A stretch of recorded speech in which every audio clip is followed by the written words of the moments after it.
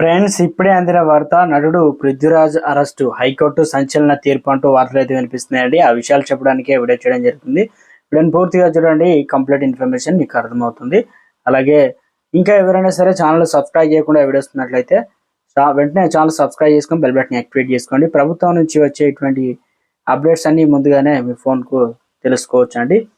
చాలా మంది చూస్తున్నారు కానీ లైక్ చేయడం మర్చిపోతున్నారు. దయచేసి లైక్ చేయండి. ఇన్ఫర్మేషన్ అందరూ కూడా రీచ్ చేసిన తర్వాత ఇక లేట్ చేయకుండా వివరాలకు వచ్చినట్లయితే, సినీ పరిశ్రమలో 30 ఇయర్స్ ఇండస్ట్రీ పృథ్వీగా ఫేమస్ అయిన సినీ నటుడు పృథ్వీరాజ్కి Vijayawada family court non bailable arrest warrant జారీ చేసింది. పృథ్వీరాజ్ భార్య శ్రీలక్ష్మి తనకు మనోవర్తి చెల్లించే అంశం మీద కోర్టును ఆశ్రయించగా ఆ కేసులో court non bailable arrest warrant అయితే జారీ చేసినట్టు తెలుస్తుంది. ఆమెకు చెల్లించాల్సినటువంటి మనోవర్తి బకాయిలు చెల్లించాలని గతంలో కోర్టు ఆదేశాలు జారీ చేసింది.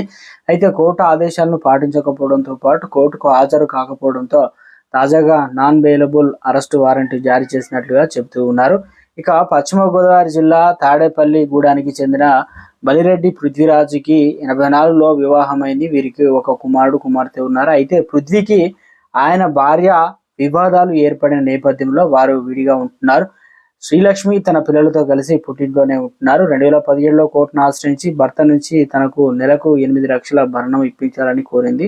పృథ్వీరాజ్ సినిమాలో ప్రయత్నాలు చేస్తున్న సమయంలో ఖర్చులన్నీ తన కుటుంబమే భరించిందని, అయితే సినిమాలోకి వెళ్ళాక తనను వేధిస్తూ ఉండేవాడని, 2016లో తనను బయటకు పంపించారని, పుట్టింటికి వచ్చి ఉంటున్నానని ఆమె అప్పట్లో ఫిర్యాదు చేసింది.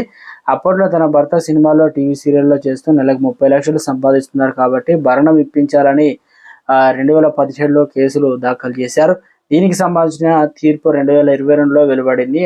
అప్పటి వరకు ఆమెకు ఖర్చైన కోర్టు ఖర్చులతో పాటు ప్రతి నెల 8 లక్షలు 10వ తేదీలోపు చెల్లించాలని కోర్టు అయితే ఆదేశించింది.